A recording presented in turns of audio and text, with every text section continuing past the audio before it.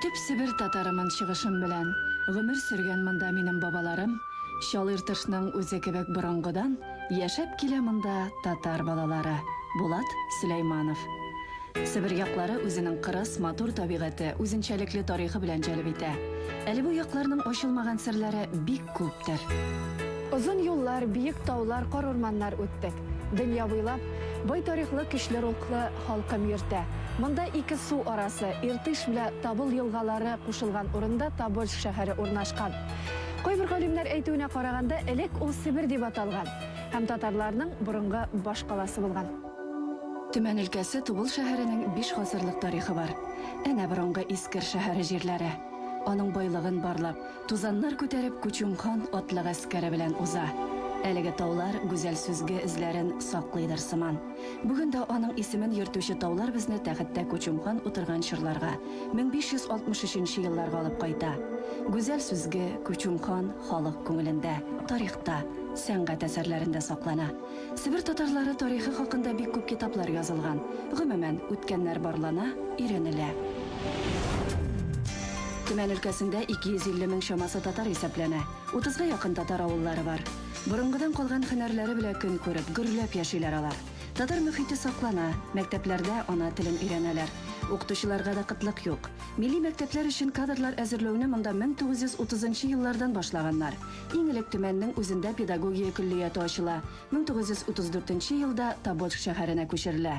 Бүгенге көндә Менделеев исемендәге педагогия институтында татар теле һәм әдәбияты кафедрасы булдырылган. Татарское население здесь появилось гораздо раньше. Биредә яшәүче Себер татарлары борынгыдан утырак тормыш алып барган. Төмән өлкәсендә милли мәктәпләр өчен кадрлар әзерләү кытлыгы тугач, узган гасырның 50нче елларында Казаннан белгечләр килгән. Әлеге традиция 90нчы елларда да кабатлана. Чөнки Казан элек-электән татарлар өчен мәдәният, мәгърифәт учагы булып исәпләнә.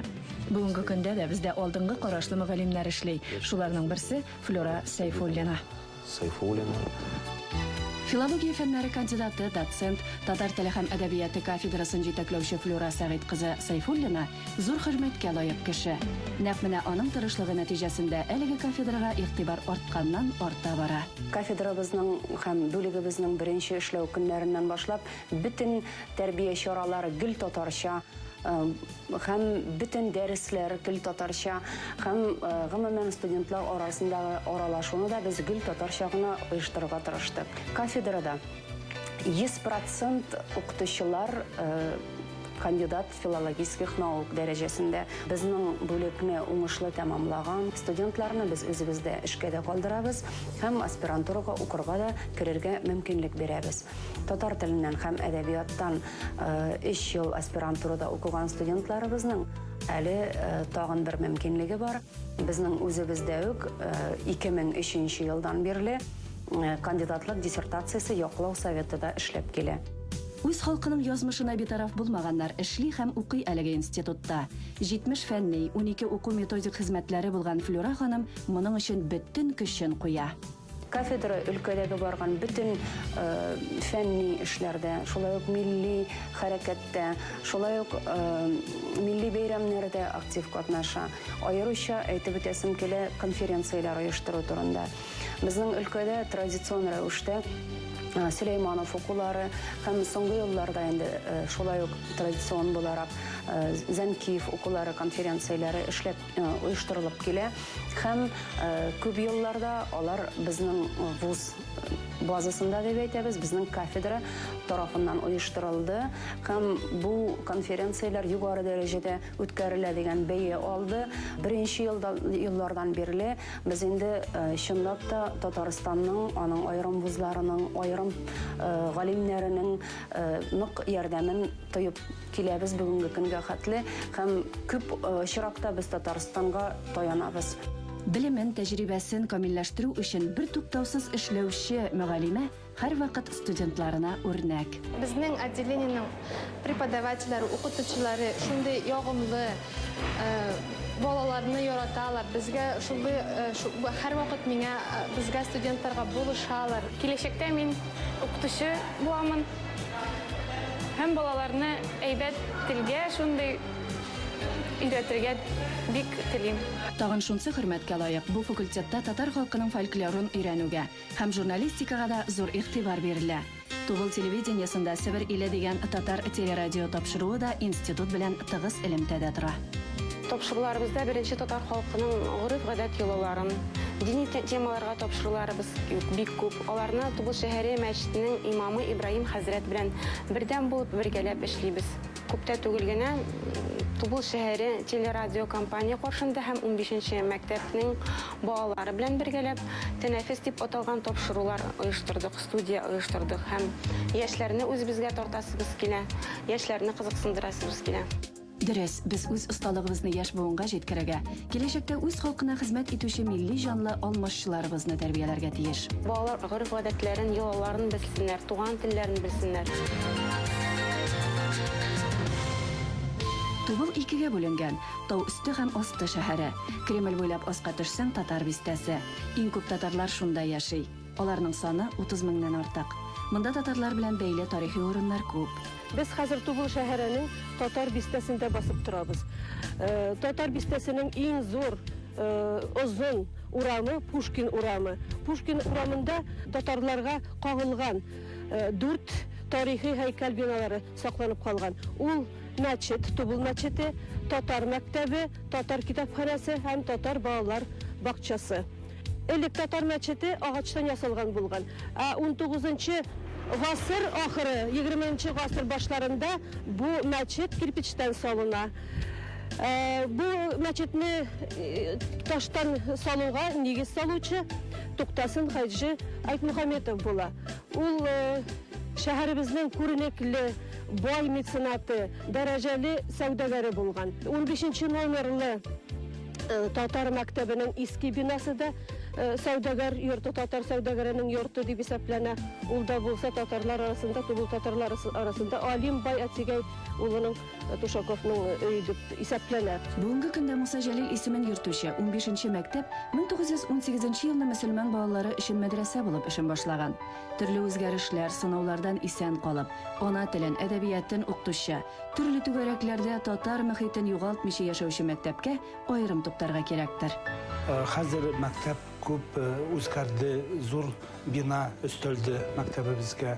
Онда яңа спортзал, столовый, актовый зал салынды.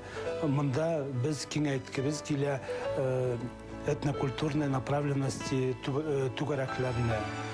Хәзер институт белән бергә эшләп, татарский центр белән бергәләшеп эшләп, без балаларга максат итәбез үрәтергә безнеңке тарихны. Шуның белән безнең учебный планда 2 сәгать татар тел укытыла, 2нче класстан алып 7-гәчә, 8-тән алып 11-гәчә безнең факультатив бара. Дополнением була түгәрәкләр. Искиткеч тырыш, милләт җанлы героебыз бер туктаусыз эзләнүләрдә. Мәктәпнең үз йөзе бар. Укыту, тәрбия эшләре югары дәрәҗәдә алып барыла. 15нче мәктәп үз Казанында гына кайнамый. Алар өлкә күләмендә дә танылганнар. Ә менә ел сайын төрле фестивальләр, бәйгеләр уздыру инде гадәткә кергән. Без дә дуслык тәкъиясе дип аталган фестивальнең шаһитлары булдык.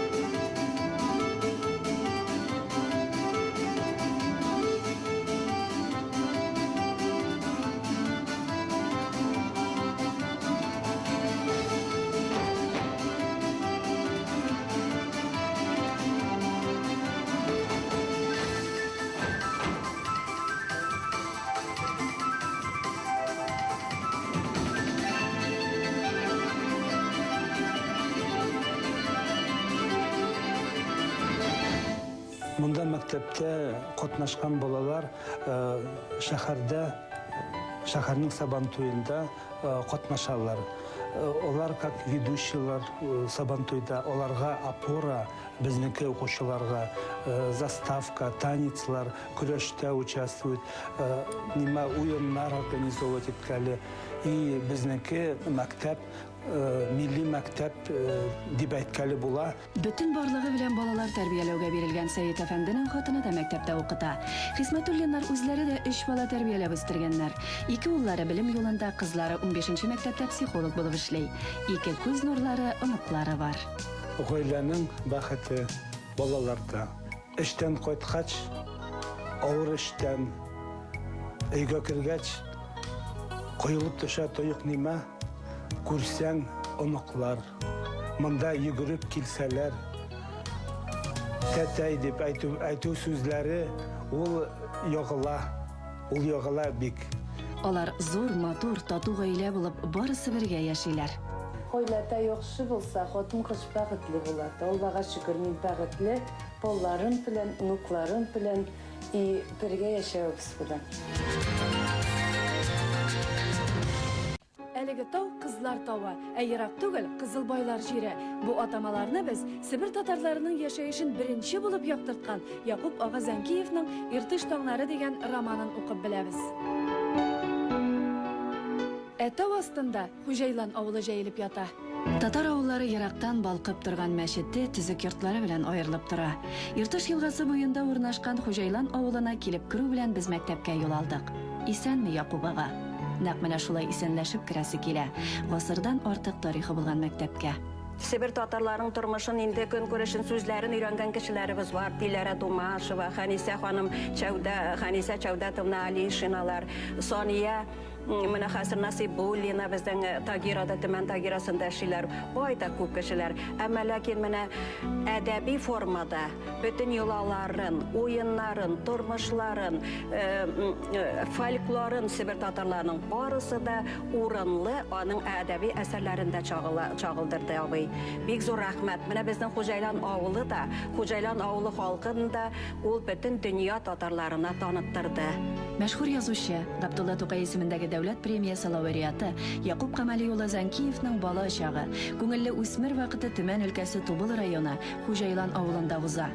Тобольск шәһәрендә педучилище, соңрак 1940 елда педагогия институтының физика-математика бүлеген тәмамлый.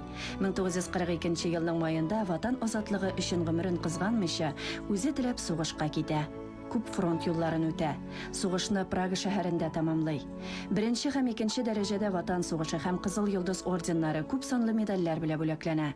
Сугыштан кайткач Якуб ага Зәнкиев Төмән өлкәсе мәктәпләрендә завуч, директор, Тобольск районы мәгариф бүлеге мөдире булып эшли. Аңа 1957 елда Россиянең ат казанган укытучысы дигән исем бирелә. Хатыны Рәшидә ханым белән 7 бала үстерәләр. Аларның барысы да югары белемле. Әлеге мәктәпкә Якуб ага үзенең 25 ел гомерен биргән, музей оештырган. Бүгенге көндә аның әсәрләре дәреслек программасына кертелгән. Хуҗайлан урта мәктәбе аның исемен йөртә.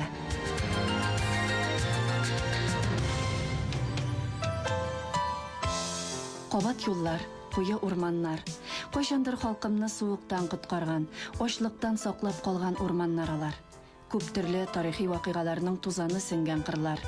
Бүген бу җирләр белән танышырга, изге урыннарны күрергә дип халык килә. Шунысы куанычлы.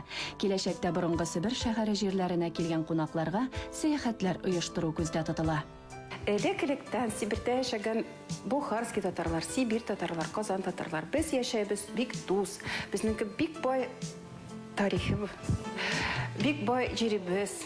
Бу тарихи безнең балаларыбыз да белгәле тиеш. Шуның өчен эшләбез, җан биреп, көчебезне биреп, эшәнеп, что эшебез уңыр. И Себерем минем, туган җирем, изге бишегем син Себерем. Татар халкы синдә тамыр җәйгән, җир суларның белеп кадерен. Халкым гомере буе йорт кала салган, һөнәр белгән, укыган, китап язган. Иген иккән, мал тоткан, ауга чыккан, сәүдәгәрлек иткән, гаиләсен тоткан, гомумән матур яшәгән. Кошлар оча, бәхет кошлары. Фәкать сагыну хисләре генә аларның канатларына эленеп тарала.